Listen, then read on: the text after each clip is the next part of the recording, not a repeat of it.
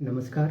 आज हम राजस्थान का एकीकरण पढ़ेंगे। राजस्थान इतिहास की सीरीज के अंदर राजस्थान का एकीकरण 15 अगस्त 1947 को जब भारत आज़ाद हुआ था, उस वक्त देशी रियासतों में राजस्थान विभाजित था। उस दौरान हमारे यहाँ पर राजपूताना के अंदर 19 रियासतें, 3 ठिकाने और एक केंद्र शासित प्रदेश केंद्र शासित प्रदेश 19 रियासतों के अंदर बात करते हैं अपन। देशी रियासतें, संविधान सभा ने अपने मनोनीत सदस्य भेजे थे। यहाँ से राजस्थान से 11 सदस्य मनोनीत थे आरबीएससी की किताब के अनुसार। बाकी आप कहीं 12 भी पढ़ते हैं, कहीं 15 भी पढ़ते हैं। राजस्थान के एकीकरण की बात करें तो एकीकरण को अपन 7 चरणों में विभाजित कर सकते हैं। एकीकरण होता है यानी कोई भी सामग्री हो या वस्तु हो या किसी भी चीज़ को लेकर अपन को उसको एक करना होता है। इसी संदर्भ में राजस्थान को यानी राजपूताना को भौगोलिक दृष्टि से एक करना। मैंने कहा राजस्थान 19 रियासतें, 19 रियासतों के बारे में 19 रियासतों के बारे में हमें पता होना चाहिए कि 19 रियासतें कौन कौन सी हैं। तो सबसे पहले हम शुरू करते हैं रियासतों के नाम के। 19 रियासतें कौन कौन सी हैं। मत्स्य संघ से कहते हैं अलवर, भरतपुर, धौलपुर और करौली, 4 रियासतें। चारों रियासतों में मत्स्य संघ के नाम से जानी जाती थी। इन चारों रियासतों को मत्स्य संघ बनाने का नाम के.एम. मुंशी ने दिया था, जिसे हम कन्हैया लाल माणिक लाल मुंशी के नाम से जानते हैं। मत्स्य संघ का उद्घाटन हुआ था 17 मार्च 1948। ठीक है, 18 मार्च भी है। क्या हुआ था? 17 मार्च 1948 को इसको भरतपुर फोर्ट के अंदर इसका उद्घाटन होना था, लेकिन ठाकुर देसराज और मान सिंह इन्होंने क्या किया था, किसानों को पर्याप्त प्रतिनिधित्व नहीं दिए जाने के कारण विद्रोह किया, जिसके कारण 17 मार्च को उद्घाटन नहीं हो पाया। 18 मार्च 1948 को फतेहगढ़ भरतपुर दुर्ग के अंदर, जिसको अपन लोहागढ़ दुर्ग के नाम से भी जानते हैं, उसके अंदर मत्स्य संघ का उद्घाटन हुआ। मत्स्य संघ के अंदर 4 रियासतें ए बी सी डी, 4 रियासतें A B C D, Alwar, Bharatpur, Dholpur और करौली, 4 रियासतें थीं। इनको राजधानी की बात आती है तो अलवर को मत्स्य संघ की राजधानी बनाया गया। अब अपन बात करते हैं राज प्रमुख और प्रधानमंत्री। राज प्रमुख धौलपुर के महाराजा थे उस समय उदयभान सिंह, उनको राज प्रमुख बनाया गया।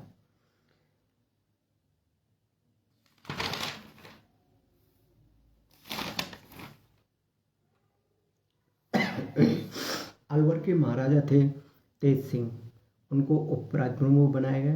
कई किताबों में करौली से जो तत्कालीन महाराजा गणेश पाल, उनको भी उपराज प्रमुख बनाने का नाम मिलता है। तो ऑप्शन बेस ध्यान रखना है हमें कि तेज सिंह आ रहा है कि गणेश पाल आ रहा है, दोनों में।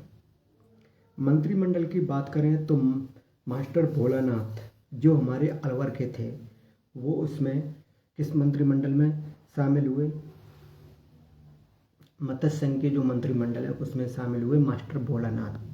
गोपीलाल यादव डॉक्टर मंगल सिंह धौलपुर से हैं, चिरंजीलाल शर्मा करौली से हैं, जोगल किशोर चतुर्वेदी भरतपुर से हैं।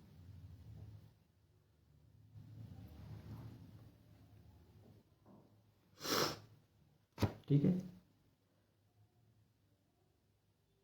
क्या याद करना है मत्स्य संघ के अंदर? तारीख 18 मार्च 1948, राजधानी अलवर।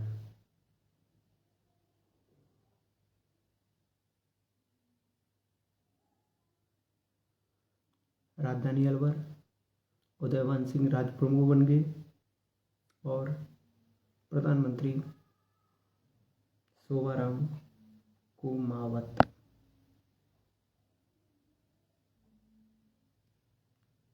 ठीक है, सोवाराम कुमावत को उपराज्य प्रमुख का दर्जा दिया गया। इसकी जो बात करें, क्षेत्रफल था, चारों रियासतों का क्षेत्रफल 12,000 वर्ग किलोमीटर। अलवर, भरतपुर, धौलपुर, करौली चारों रियासतों को मिलाकर जो क्षेत्रफल बना है इनका 12,000 वर्ग किलोमीटर, 18.38 लाख जनसंख्या, 1.84 करोड़ आय। 12,000 क्षेत्रफल, 18.38 लाख जनसंख्या, 1.84 करोड़ आय। मत्स्य संघ। भरतपुर जो रियासत है, इसमें 1948 के अंदर तेज बहादुर सप्रू, क्या है, तेज बहादुर सप्रू भरतपुर का प्रशासक बनाया गया था भारत सरकार के द्वारा 1948 में। तेज बहादुर सप्रू को ये ध्यान रखना है। साथ ही इसमें निमराना ठिकाना भी मत्स्य संघ के अंदर शामिल था। अभी हमने पढ़ा मत्स्य संघ। मत्स्य संघ 4 रियासतों को मिलकर बना, अलवर, भरतपुर, धौलपुर, करौली प्लस निमराना ठिकाना। क्षेत्रफल की बात करते हैं, 12,000 क्षेत्रफल है, 18.38 लाख जनसंख्या है, 1.84 करोड़ आय। उदयभान सिंह को राज्य प्रमुख बनाया गया, सोवाराम कुमावत को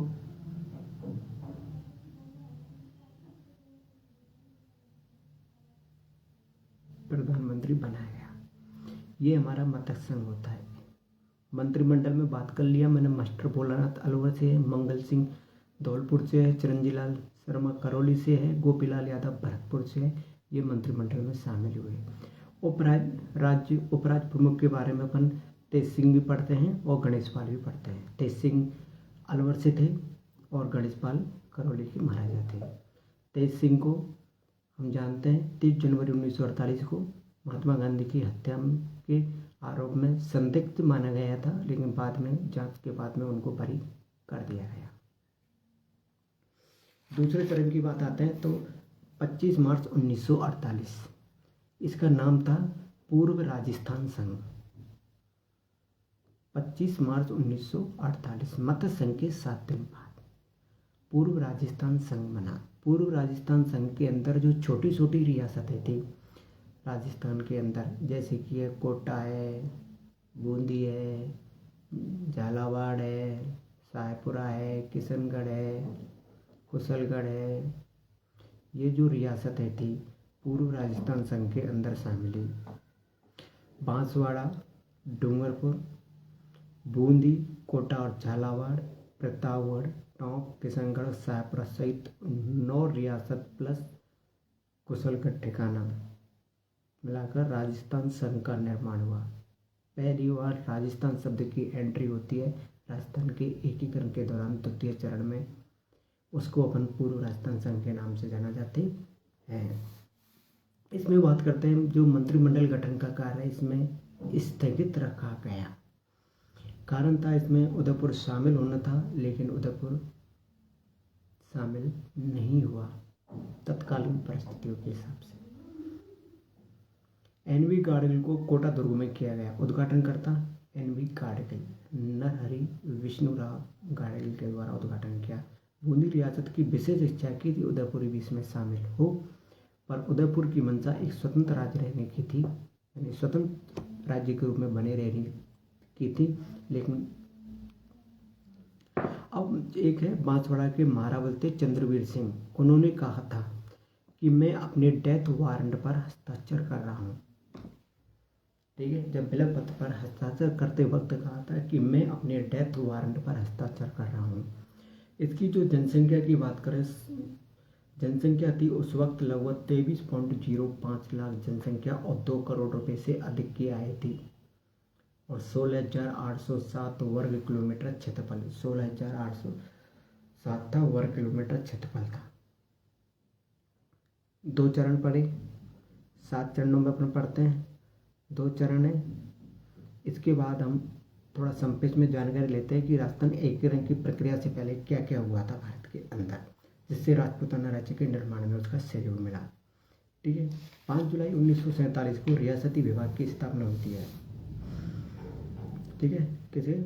सरदार वल्लभ भाई पटेल और पीपी मेनन दोनों का संबंध रियासती विभाग से है। और उसमें कहा गया था, उनका काम था कि पूरे भारत को एकीकरण करना है, एक संघ के रूप में निर्माण करना है।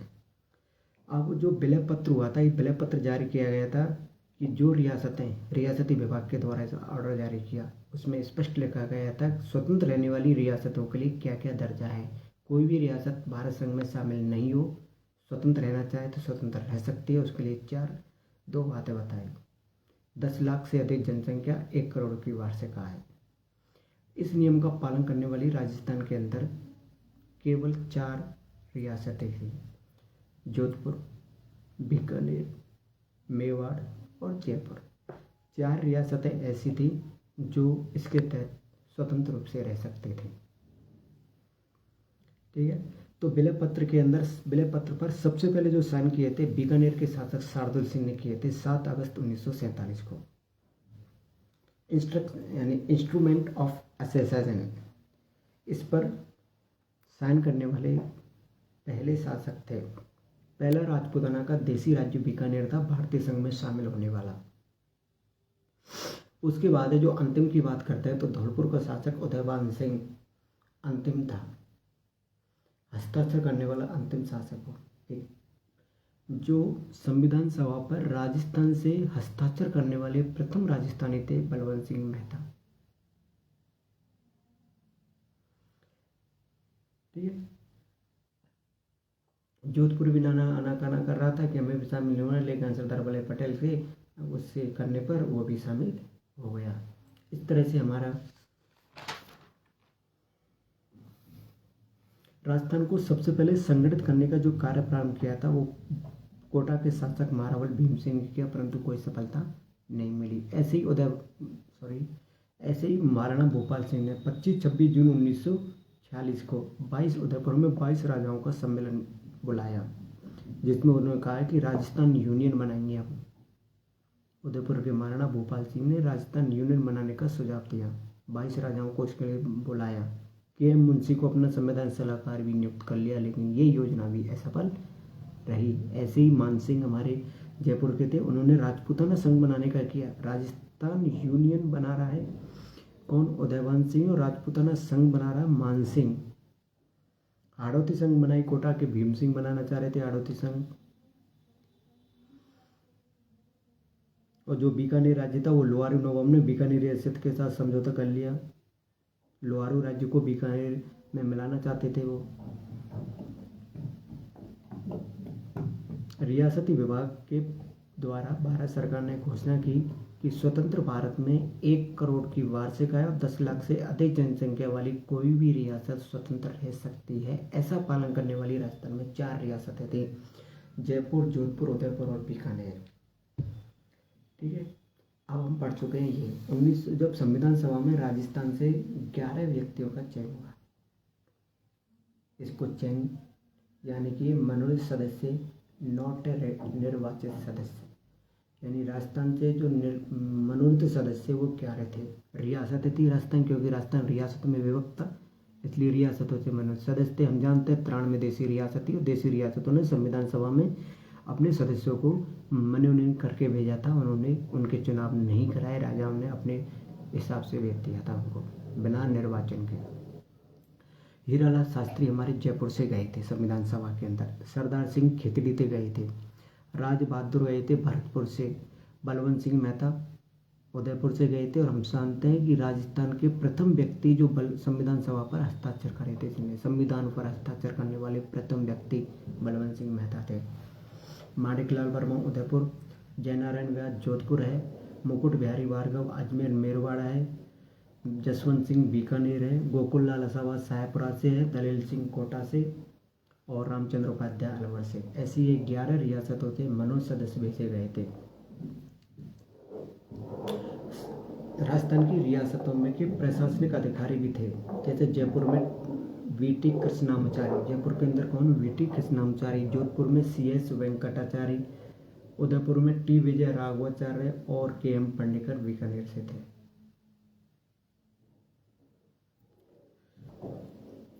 दो चरण पढ़े हमने, मत्स्य संघ पढ़ा और पूर्व राजस्थान संघ या राजस्थान संघ पढ़ा। एक बार दोनों चरणों को अपन संक्षिप्त में कर लेते हैं।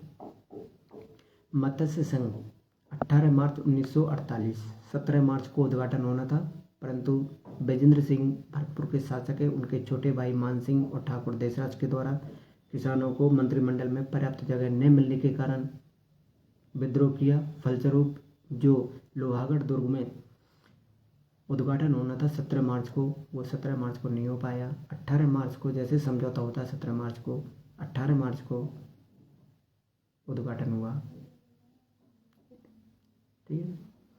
अब इसकी राजधानी की बात आती है तो राजधानी अलवर थी और राज प्रमुख उदयवान सिंह जो धौलपुर के शासक थे, अंतिम शासक है जो विलय पत्र पर साइन करने वाले राजस्थान के। उसके बाद में जो उपराज प्रमुख बनाए गए दो व्यक्तियों के नाम सामने आते हैं, तेज सिंह और गणेश पाल। की किताबों में गणेश पाल भी दे रखे हैं, कहीं में तेज सिंह दे रखा है। और जो प्रधानमंत्री बनाए रहे शोभाराम कोमावत को प्रधानमंत्री बनाया गया। अब शोभाराम कोमावत मंत्रिमंडल के अंदर में कौन कौन सदस्य थे? गोपीलाल यादव भरतपुर से, चिरंजीलाल शर्मा करौली से, धौलपुर से मंगल सिंह और अलवर से मास्टर भोलानाथ। जनसंख्या की बात आ रही है, 18.38 लाख जनसंख्या थी, 12,000 वर्ग किलोमीटर क्षेत्रफल, 1.84 करोड़ आए थे। पूर्व राजस्थान संघ 25 मार्च 1948 को, यानी कि 7 दिन बाद मत्स्य संघ के। इसमें 9 रियासतें और कुशलगढ़ ठिकाना शामिल था। 9 रियासतों में हम बात करते हैं, दक्षिणी राजस्थान से लेते हैं डूंगरपुर और बांसवाड़ा, फिर हम चलते हैं कोटा, बूंदी और झालावाड़। 5 रियासतें हुई, टोंक, किशनगढ़ और शाहपुरा। 5 और 3 8 हुई। एक रियासत और थी प्रतापगढ़। इस तरह 9 रियासत और कुशलगढ़ ठिकाना। NV गाडगिल के द्वारा इसका भी उद्घाटन कोटा दुर्ग में किया गया। मत्स्य संघ का भरतपुर दुर्ग में हुआ था और पूर्व राजस्थान संघ का कोटा दुर्ग के अंदर उद्घाटन हुआ था। इस चरण के अंदर मंत्रिमंडल गठन का कार्य स्थगित रखा गया क्योंकि कुछ दिन बाद ही उदयपुर भी शामिल हो रहा था, उसने भी अपनी घोषणा कर दी थी, लेकिन औपचारिक तारीख फिक्स होने के कारण उद्घाटन की, इसलिए उसको शामिल नहीं हो पाया उद्घाटन के दिन। अनौपचारिक घोषणा तो पहले हुई कि पूर्व राजस्थान संघ में उदयपुर शामिल हो रहा है, इसलिए मंत्रिमंडल कार्य स्थगित रखा गया। इसमें कोटा को राजधानी बनाया गया था। महाराज भीम सिंह द्वितीय थे, हमारे कोटा के शासक थे, उनको राज प्रमुख बनाया गया। गोकुल लाल आसभा को प्रधानमंत्री बनाया गया। वरिष्ठ और कनिष्ठ 2 राज प्रमुख बन के डूंगरपुर और बांसवाड़ा के। ठीक है। जिसकी क्षेत्रफल की बात करें 16,807 वर्ग किलोमीटर क्षेत्रफल है। जनसंख्या 23.05 लाख है और आय 2 करोड़ से अधिक की आय। ठीक है, आज के लिए इतना ही है। कल अगले चरणों पर और अच्छी तरह से फोकस करेंगे। बने रहिए हमारे साथ। जय हिंद, जय भारत।